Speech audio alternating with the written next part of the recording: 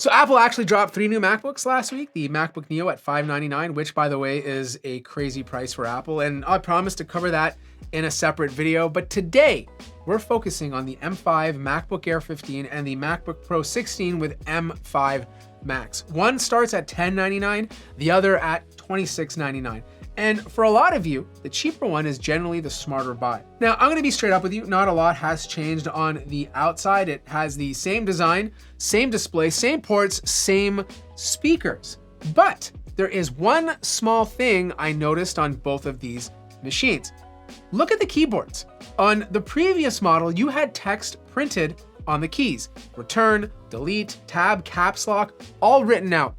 On the new ones, they are completely gone. Just the icons now. And to me, this actually looks a bit cleaner. Now, the internal changes, and there are a few worth mentioning. Both machines now have Apple's N1 chip, and that brings Wi-Fi 7 and Bluetooth 6 to MacBooks for the very first time. If you've got a Wi-Fi 7 router, you're gonna feel it. And if you're using AirDrop, that should be better too. But we gotta talk about the price, because the MacBook Air is $100 more than the previous year. You do get double the storage at 512 gigs standard now, but let's be real. Part of that price bump is Apple covering their own costs. They're padding themselves because of RAM prices. They want to make sure they have enough space in case those costs go up. Yes, you get more storage, but it only costs them like $10 to double the storage. Single core is what you're gonna feel every single day. How fast apps open, how snappy the system feels. And the M5 Max hit 771 points. That's the highest single core score I have ever tested on a laptop. The M5 Air, 723. That's faster than the M4 Max at 670. The Air is beating last year's Pro on single core. Let that sink in.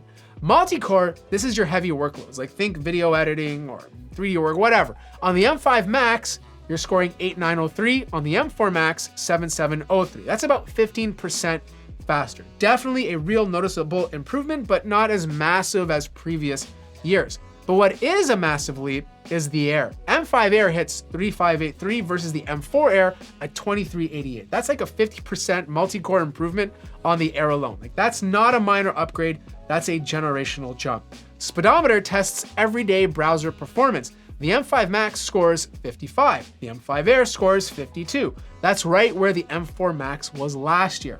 The Air is now performing like last year's Pro when it comes to the speedometer test. But gaming, and look, I wish Apple had made more titles available because these GPUs are just stupid fast now. And I want to give you PC people a reference point here, okay?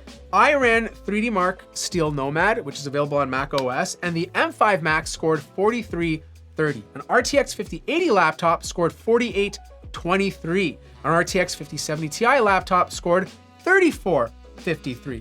The M5 Max GPU sits right between those two, closer to the 5080. In a laptop with this efficiency is freaking wild. But when you turn Metal FX on and you're playing a game like Cyberpunk 2077 with like full HD++ on high settings, you're getting about 96 FPS on the M5 Max. Without Metal FX, you're getting about 80 FPS. So you're dropping about 16 frames without upscaling, which is still totally playable. And I understand a lot of you don't want upscaling, and I get it. 80 FPS native high settings at that resolution is still very impressive. Now the Air gets about 31 FPS with Metal FX on, 22 FPS without. The drop in resolution is more recommended for these machines because they're not as powerful as the Pro, obviously, right? Like, especially if you want to try casually gaming on this. And you have to understand the Airs don't have a fan. There's no active cooling. So these things will throttle, meaning you really got to lower the settings to get better performance. Photoshop, on the other hand, is insane. Like if you're using tons of layers, massive files, complex edits, the M5 Max scores 15,917. This is the fastest laptop I have ever tested in Photoshop, period. Now, I want to be honest with you here. The M4 Max scored 15,255. That's only a 4% difference. Like you're not going to feel 4% in your day-to-day using Photoshop. But look where the Air lands, 12,839. The M5 Air is almost equal to the M3 Max in Photoshop. Premiere Pro, same story. M5 Max, 150,551. Now these scores are new. Premiere Pro has a different measuring system for Puget Bench, so take that into consideration. And the M4 Max scored 143,527, which is about a 5% difference at the top.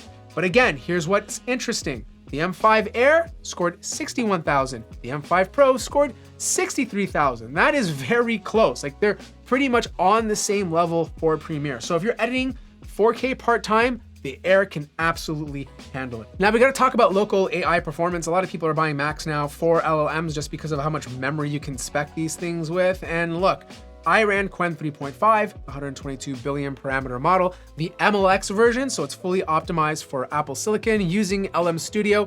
Both the M5 and M4 Max have 128 gigabytes of RAM. I literally loaded a full novel, War and Peace, into it and asked it to find every date mentioned, like a heavy context processing. And the reason why I did this is because I wanted to test prompt generation. The M5 Max did it in 5.6 seconds and generated 58 tokens per second. The M4 Max did it in 6.72 seconds and generated 51 tokens per second. I also tested a context processing by asking it to generate a 3,000 word technical specification, like a manual, to test out token throughput. And look, again, same story. The M5 Max obviously did it faster. You have to realize the M4 Max is 546 gigabytes a second speed for unified memory. This one gets bumped up to 614. So there's a little bit of an advantage. Now, the one area that completely shocked me, and Apple did mention this, is that they doubled the SSD speeds. This is true for both computers. The M5 Max is now hitting over 10,000 megabytes a second, and the Air got the exact same upgrade. Now, battery life is tough for me to really give you a proper answer. I haven't done a full proper battery test yet. I only had these for like 4 days and I've been running benchmarks nonstop. But for my daily use between that time, the M5 Max feels at least as good as the M4 Max, maybe a hair better. And here's something worth saying. You get full performance unplugged on both of these. That's something most Windows laptops still can't do today. The Pro has a high power mode that's plugged in only, but for normal use, unplugged is still full speed. All right, let's actually answer the question.